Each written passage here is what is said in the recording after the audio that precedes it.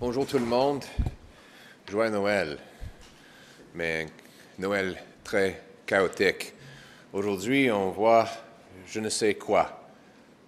C'est une comédie ou un cirque de clowns ou je ne sais quoi. Mais c'est clair que le Premier ministre a perdu le contrôle. Il a perdu le contrôle des frontières, perdu le contrôle de l'immigration, perdu le contrôle des dépenses, de l'inflation, des dettes, de la criminalité et des drogues. Il a même perdu le contrôle de son propre parti. Son ministre des Finances a démissionné quelques heures avant la présentation d'un budget d'automne qui allait montrer un déficit de 60 milliards de dollars, un déficit inflationniste 55% plus élevé que promis il y a 8 mois. Et c'est un drame, un téléroman où les joueurs s'occupent d'eux-mêmes et ne travaillent plus pour les Canadiens. Ils se battent pour les postes et pour le pouvoir lorsque le pays est hors de contrôle. Prenons M. Trudeau. Il est au pouvoir depuis 9 ans. Il a causé un énorme déclin dans notre standard de vie, une explosion dans la crime, et il veut rester au pouvoir. Madame Freeland, elle voulait garder sa poste, même avec les grands déficits et toutes les promesses brisées, même avec les dépenses hors de contrôle, jusqu'au moment que le Premier ministre avait dit vouloir la congédier.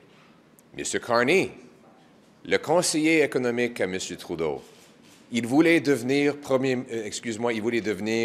ministre des Finances jusqu'au moment qu'il pensait que ça allait le mettre dans l'embarras. Donc, soudainement, après avoir contribué à ce plan économique d'automne, il a soudainement renversé sa volonté.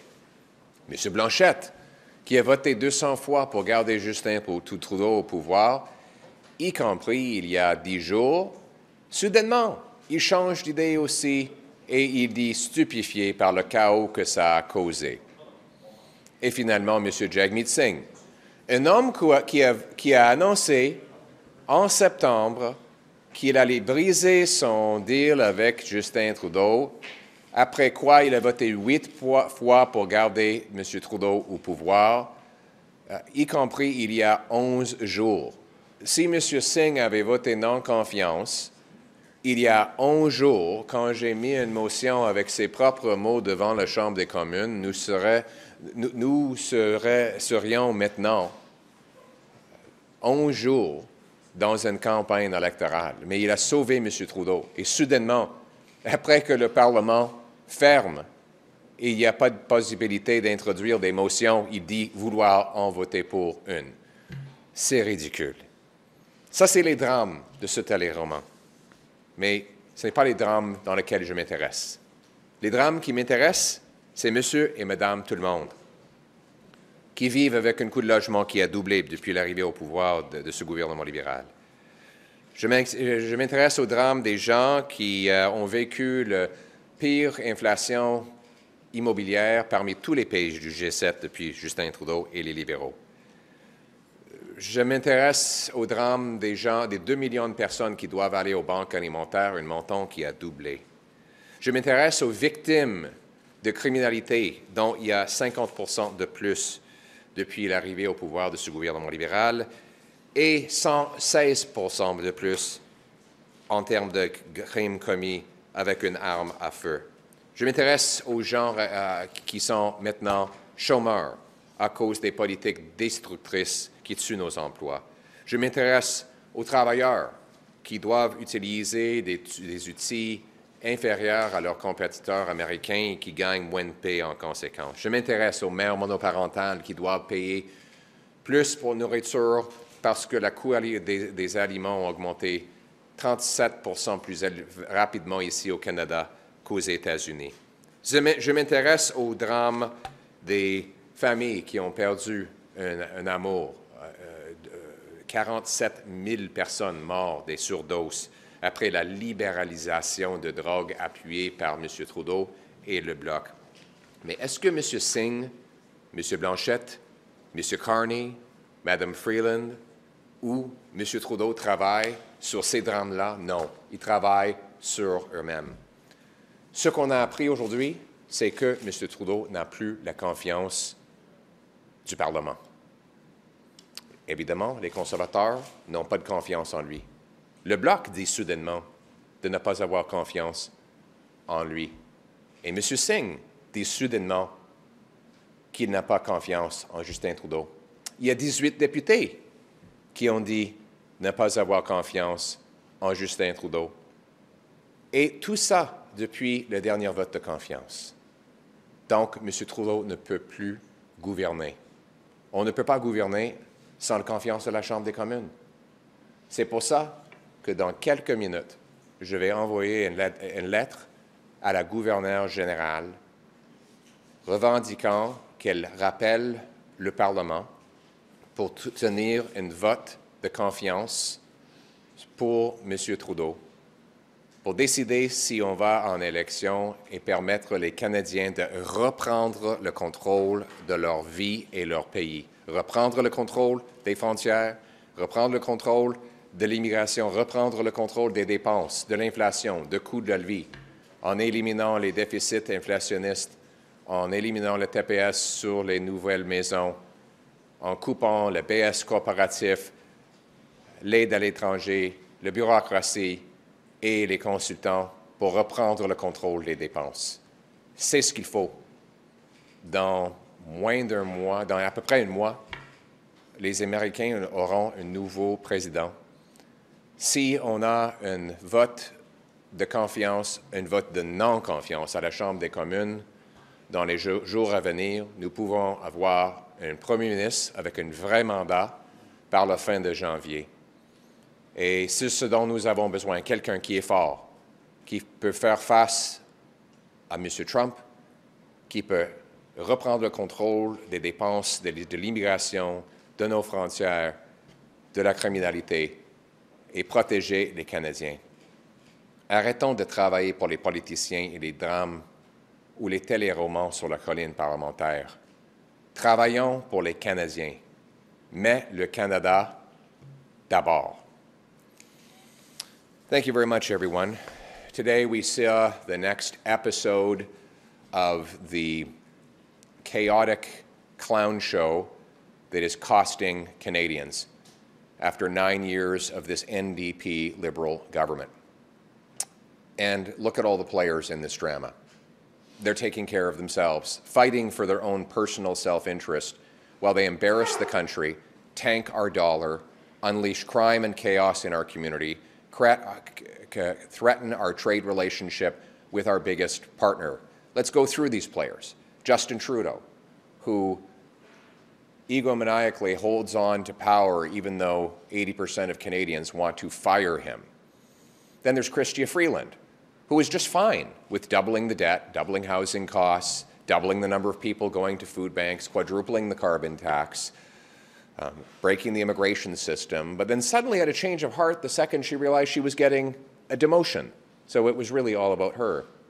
A demotion that would see her replaced with carbon tax Carney, who had committed to the Prime Minister that he would take the job of Finance Minister after he, as the economic advisor after all, helped write this fall economic update with a $62 billion deficit included in it. And then you have Jagmeet Singh, who, after he duped you all and claimed he'd ripped up his deal with Trudeau, voted 8 times to keep Trudeau in office over the last session of Parliament, and including voting against a non-confidence motion that was made up of his own words 11 days ago. If he had voted for his own words, we would be a third of the way into an election campaign right now. But he suddenly had an epiphany and says that he can no longer support the costly chaos that he has enabled as part of the NDP Liberal coalition. This is quite the drama with all these personalities that you're all breathlessly covering, but I'm interested in the dramas of other people, real people, the people who have seen their housing costs doubled, rising faster than any other G7 country. The 2 million people lined up at food banks, which is also double. The 50% increase, people who are part of the 50% more crime victims, or the 116% more gun crime victims since Trudeau took office, or the millions that are unemployed as our economy collapses, or the seniors who will struggle to put food on the table after our dollar tanked in the middle of all this chaotic clown show on Monday, now below 70 cents a litre for the first time in almost 2 decades. I worry about the workers whose wages are stagnant while American workers boom because our investment per worker has collapsed by 23%. I worry about the single moms who are struggling to pay for the massive increase in food prices that have gone up 37% faster in Canada than in the United States, something that coincided with the NDP Liberal carbon tax on farmers and truckers. I worry about the 28% of Canadians who said they're considering moving to another country because life has become so hellish after 9 years of this NDP Liberal government. I worry about the children who will inherit the $1.2 trillion debt. More debt was added in the last 9 years of this NDP Liberal government than in all prior governments combined. I worry about the families who were among those who've lost people to drug overdoses. Now 47,000 Canadians have died, more than died in the Second World War after the NDP Liberals liberalized hard drugs and allowed our border to fly open. I worry about the people who've lost hope in this country. They are the ones we should be focused on. Instead, we're focusing on the chaotic clown show that is costing Canadians today. This cannot go on. With a U.S. president coming in threatening tariffs early next year, we cannot have a chaotic clown show running our government into the ground. What is clear is that Justin Trudeau does not have the confidence of Parliament. Since the last confidence votes happened, there have been 3 major developments. 1, the leader of the Bloc says he's changed his mind. He no longer has confidence in the Prime Minister. 2, just today, Jagmeet Singh claimed that he no longer has confidence in the Prime Minister, albeit he intends to wait until he gets his pension, until he votes accordingly.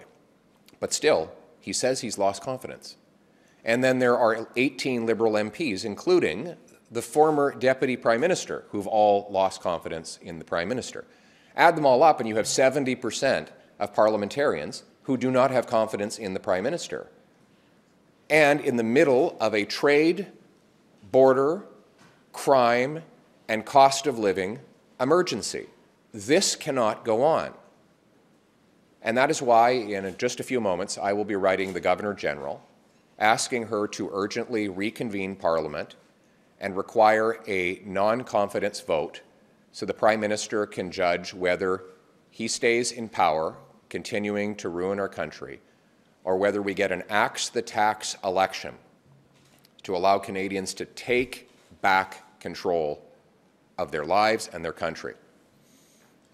With a Prime Minister who can take back control of our borders, our immigration, our spending, our cost of living, who will get rid of the GST on new homes and axe the carbon tax to bring down the cost of living, to show a strong, smart presentation to the incoming president with a new Prime Minister that has the brains and backbone to put Canada first. Thank you. Comment vous allez faire pour convaincre le gouvernement? Il n'y a rien qui l'oblige à vous écouter. Comment vous allez faire pour la convaincre qu'elle doit rappeler le Parlement? Elle a une responsabilité de rappeler le Parlement parce que le Premier ministre a perdu la confiance, en plus d'avoir perdu le contrôle. Il a perdu le contrôle des frontières, de l'immigration, des dépenses, de la coût de la vie, et il a perdu le contrôle de son parti. Je peux montrer avec des reportages publics qu'il n'a même pas la confiance de son propre parti, avec, on dit, 60 députés qui n'ont pas confiance en lui. Donc, c'est impossible qu'il gouverne. Il nous faut un vote à la Chambre des communes avant la fin de l'année pour permettre le déclenchement d'une élection dans laquelle les Canadiens vont pouvoir reprendre le contrôle de leur vie et leur pays. Mr. Poilièvre, Brian Mulroney met with Ronald Reagan several months before becoming Prime Minister in 1984, and you have a direct line to the Vice President-elect through a member of your caucus. Why not reach out to the Trump administration before the next election to tell them to stop the devastating 25% tariff? Well, I've already told them that they should stop tariffs from coming ahead on Canada. But I'm not the Prime Minister, and that's precisely why we need an axe the tax election. Because right now, it looks like a chaotic clown show that's costing Canadians. Right now, the incoming president, who's at his strongest moment, sees nothing but weakness from the NDP Liberal government. He has no idea who's in charge over here. He sees premiers saying one thing, other premiers saying other things, the Prime Minister hiding under his desk. We're still astonished that it's now been weeks since the U.S. President said he would maybe jokingly that Canada would be the 51st state. And it's incredible the Prime Minister of Canada has not responded to that, which just is an illustration of the absolute, total, pathetic weakness of Justin Trudeau and his entire chaotic government. The only way for me to have the moral authority to get a deal with incoming President Trump is to have the strength that comes from winning election and having a 4-year mandate so that I face him with a position of strength. You said this week in a radio interview that prorogation in this scenario would be against the rules. Mm-hmm. Do you think that's the likely scenario? And if so, how would that compare to what Stephen Harper did in 2008 when he was facing a non-confidence vote and prorogued Parliament, which was quite controversial at the time? Well, the difference is that in the Harper era, he prorogued to stop an undemocratic coalition from taking over against the will of the people.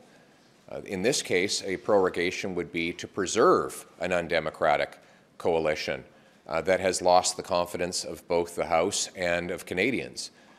If Jagmeet Singh this time is telling the truth, which remains to be seen, then he will join with me and write the Governor General. So in fact, I'm giving my letter not only to the Governor General, but I'm giving it to the leaders of the NDP and Bloc, and I'm encouraging them to write the Governor General as well, if they're serious about a non-confidence vote, to recall Parliament. I'll answer your questions. To recall Parliament and vote on whether we call a carbon tax election. Now, Mr. Singh, you know, right now, you've all once again been duped and reported without any criticism of what he's done.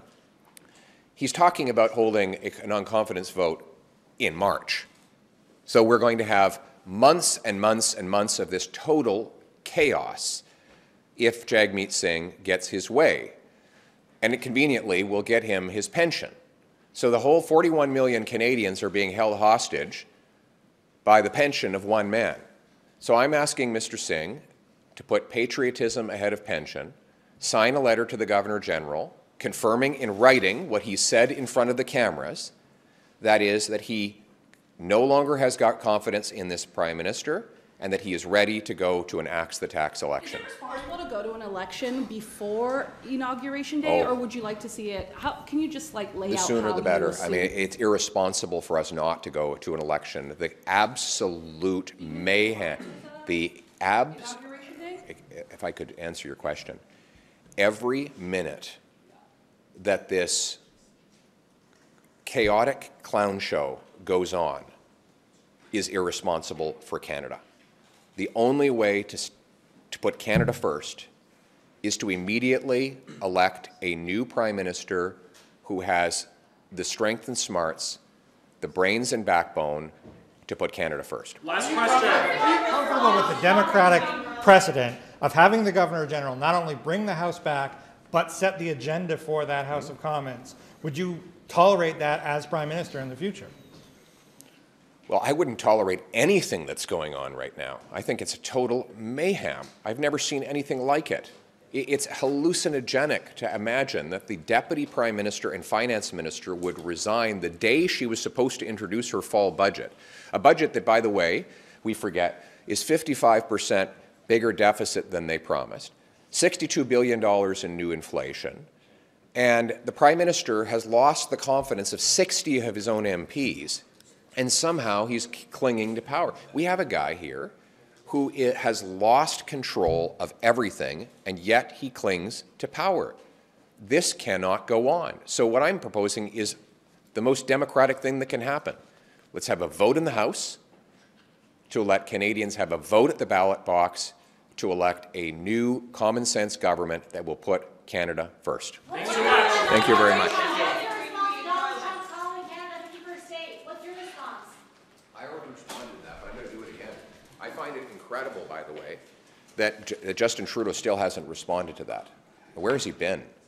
He's hiding under his desk. Just shows how weak he is. I've already said Canada will never be the 51st state. We are a proud people with a heroic past and a brilliant future. We are the best friend in the world to the United States, which is the greatest military and economic superpower the world has ever seen. The President has raised some concerns about the border and military. I will rebuild our border and our military to put those concerns to rest, but I will also defend our economy. We will bring home production to this country with massive tax relief and fast speeding up permits so that we are less reliant and more strengthened against these kinds of risks. And all of that will be good for Canadians, it will be good for Americans. What we really need, though, President Trump has made it clear he wants to put America first. Well, all the more to him. I'm going to put Canada first. Thank you.